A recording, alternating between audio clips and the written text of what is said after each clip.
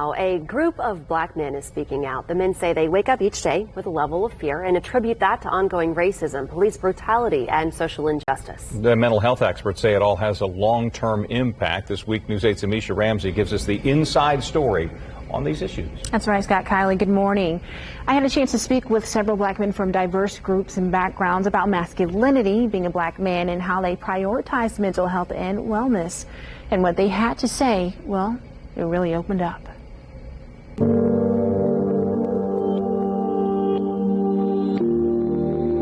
George Floyd's death sent shockwaves through the black community and across the world. The incident provided a first-hand look at the fear black and brown communities may face. It's something you're not supposed to see, or they don't want you to see. After the incident with George Floyd, which is seared in every American's mind, and especially every black man's mind. For many black men, Floyd is a mirror image of themselves.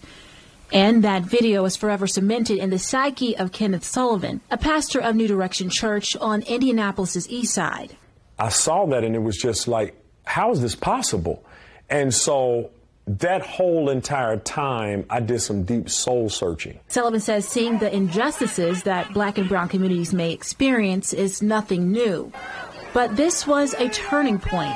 Shut it down! He had to face his 10-year-old son and have what he calls the talk. So I had to help him to understand, listen, you're African-American male. Research published by the American Psychological Association says that by age 10, black boys may not be viewed in the same light of childhood innocence as their white peers. For me, it's just a reality of the world that we live in. Instead, they are more likely to be mistaken as older or perceived as guilty and face police violence if accused of a crime. Sullivan says along with having to have a heightened sense of awareness in how to conduct themselves with law enforcement, black men also have to deal with conflict within their own community. When I was 18 years old, my best friend was murdered, and we had just graduated high school, and he was killed, and I was headed to his house. And when I got there, yellow tape was up. Sullivan's story of trauma parallels the lives of many black men. When I was 5 years of age, I seen someone killed in broad daylight.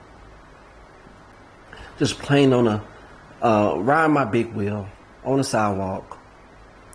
And I was a kid. These experiences can impact both emotional and mental health of black youth and adults. But no one ever consoled me or comforted me in that time of need. The nonprofit Mental Health America found the black experience in America has and continues to be characterized by trauma and violence more often than their white counterparts. It's this thing in America called toxic masculinity, that men can't be vulnerable, can't cry, can't grieve.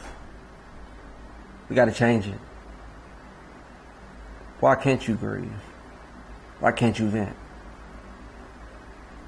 That doesn't mean you're not man enough. That just means you're human. Tomorrow, we take a deeper dive into the mental blocks black men experience and the solutions that allow them to be vulnerable. To keep up with this in my series on mental health, you can just scan the QR code right there on your screen and head to our Inside Story page on wishtv.com.